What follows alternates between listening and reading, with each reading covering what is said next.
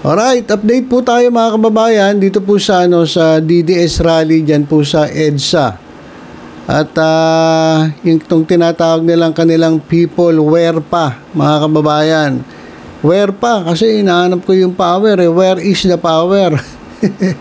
Wala mga kababayan walang power, wala po yung wala pong people at wala rin power mga kababayan. Ito nga ito pakita ko sa inyo yung nangyayari diyan Diyan po ngayon, ito kanina lang kinukunan, actually live po ito. Diyan po sa sa EDSA Shrine. Ito mga kababayan At naka-live po sila. Ito tingnan natin. Thank you Sophia, Pamasaya bay, nako bay. Evelio Basa, thank you.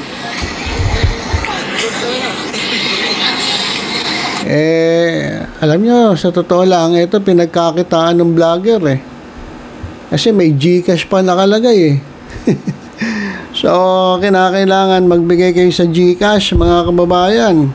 Dito sa vlogger na ito na naka-live dyan po sa dyan po sa EDSA. At ito, mga kababayan, yan po yung tao. Tingnan ninyo. Ayan. Nakatambay po sila mga kababayan. No, yan, pwede sir, gawin ng tambay, mapala sa wala na. Pag naupat na mo siguro, siguro may laing wakwak, ayan.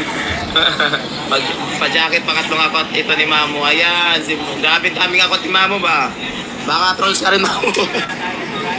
Okay, hindi ko maintindihan Siguro Bisaya itong nagsalita. At ayan mga kababayan, yung mga tao, teka, i-silent ko kaya. Kasi nagsasalita ng salita tapos may inaaway pang viewer to mga kababayan Eto mga kababayan pakita ko sa inyo forward na natin ito. Maraming salamat. Yung nasalanta ng Baguio sa Bicol, punta tayo yun pero wala akong pamamasahe sa inyo mga ma'am sir pag galing kayo ayan po yung alam ko po yan ayan po yung yung play natin yung video pero tanggalin ko na yung volume. Ito mga kababayan, yung nakikita ninyo, ayan po yung yung nangyari dyan sa EDSA.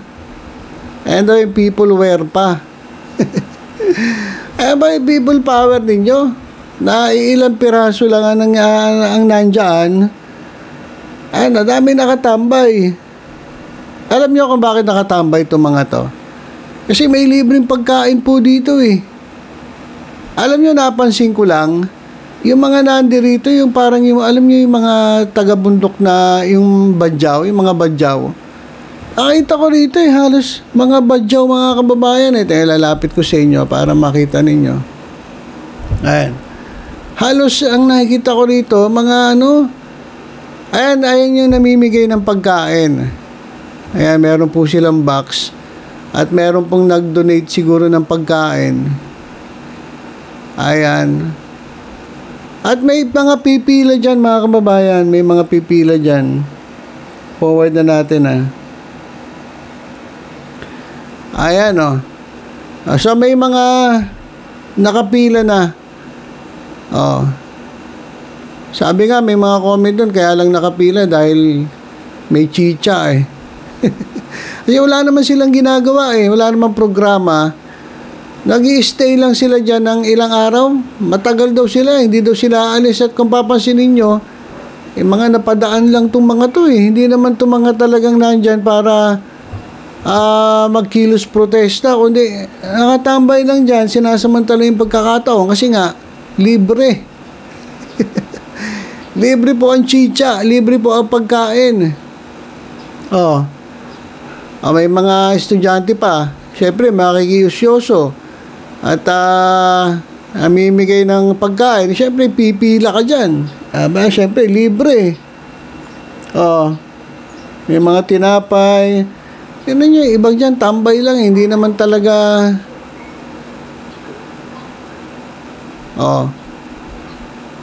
ayan po yung sitwasyon ngayon dyan sa EDSA. At sinasabi nila na na talagang yung mga tao raw nagpupuntahan dyan para magprotesta laban sa gobyerno.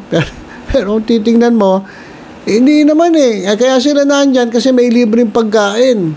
Ang nangyari dito mga kababayan, itong kanilang people wear pa, ito kanilang people wear pa ay naging feeding program. Ay mga kababayan, naging feeding program. Tingnan nyo nga, yung mga tao, yung mga bata pa eh. Siguro yun yung mga nadadaan lang dyan sa EDSA. At tingnan natin, merong libreng chicha doon. Daan muna tayo doon.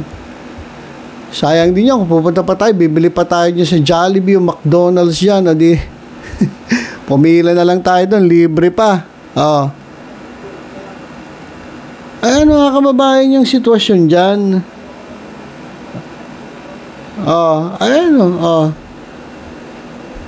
Tapos, ang luwag-luwag ng kalsada. So, wala silang suporta. Nasaan ang suporta sinasabi ninyo? Mga DDS, sinasabi ninyo, dinagsa, puro dinagsa. Baka dinaga. Puro kasi dinagsa. Alam mo yung mga title ng mga vloggers sa kanilang mga live. EDSA, dinagsa. Pag tinignan mo naman, ilang piraso lang yung tao. So, ginagawa lang clickbait, niloloko nila ang mga tao eh. Yung mga viewers nila eh. Tingnan nyo ilang piraso lang naman yan eh. Namimigay silang pagkain. Naging feeding program yung kanilang people wear pa eh. Ayan mga kababayan, ayan po yung nangyari dyan sa EDSA. May iba nga, ayaw kumain. Siguro, ayaw nila ng pagkain. Baka naghahanap pa ng naghahanap pa ng Jollibee, McDonald's ito mga to. Siguro, ayaw lang ng tinapay. May kape ba? May pakape ba? Meron pang nahimatay. Tingnan nyo, ito, alam ko, nahimatay ito mga kababayan eh. Laksan natin yung volume.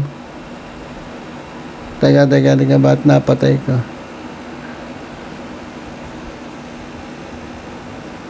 May nahimatay pa eh.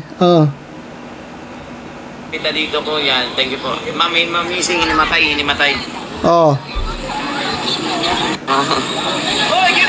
Balik na naman kayo. May nahimatay. Tingnan nyo yung perwisyong ginagawa ninyo. May nahimatay pa. Bakit nahimatay? Siguro puyat. Tapos dyan ang init-init. Tapos gagawin nyo, pakakainin nyo ng pinakain nyo, tinapay o lugaw. Tapos matanda na.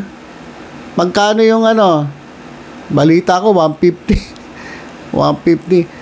So kawawa po ang kawawa po sa totoo lang itong ating mga kababayan dito na nagagamit ng organizer niyan. Pero mo meron pang nahimatay. Kawawa naman ang itong ating. Kayo mga kababayan, ako nagpapaalala sa inyo, wag po kayo magpapabudol. Alam nyo, kaysa nandyan kayo tumambay kayo dyan, sa totoo lang, kaysa tumambay kayo dito, at makipila kayo dyan, at pakainin kayo ng konting lugaw, konting tinapay, alam, mas maganda, umuwi kayo sa inyo, magpahinga kayo. At kung gusto niyo makisama-sama dyan, makibalita, makimarites, manood na lang kayo sa TV o kaya sa YouTube o sa Facebook.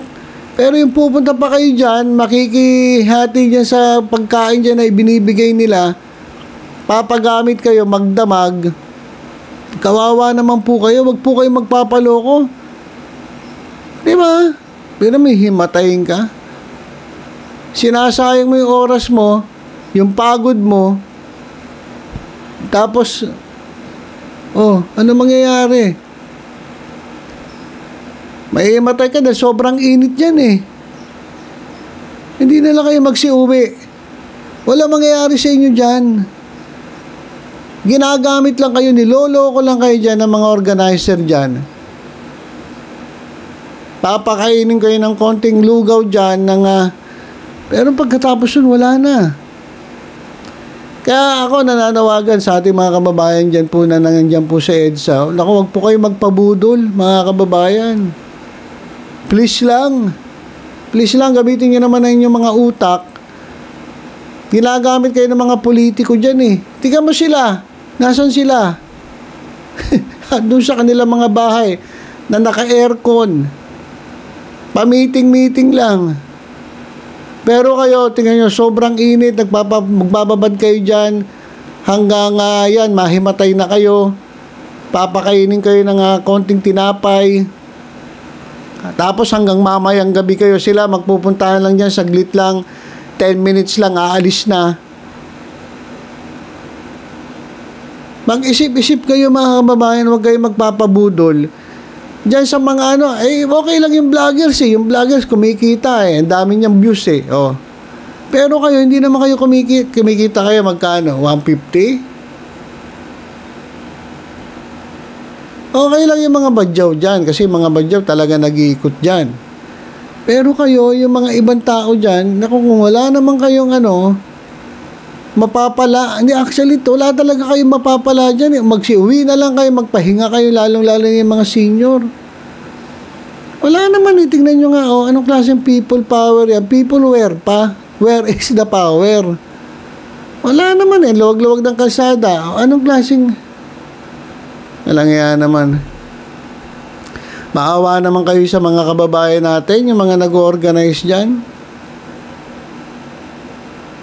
Mas marami pa yung nakapila dun sa Diwata Paris Overload. Ay, nako. Kaya update natin, mga kababayan. Dyan po sa People Power Kuno ng mga DDS. At hindi naman mga DDS to, mga tambay lang to na pumunta dyan kasi nga may libreng pagkain. May mga bata-bata pa mga kababayan yung mga bata na yun, baka napadaan lang dyan at may nakitang namimigay ng pagkain kaya nagpuntahan sila.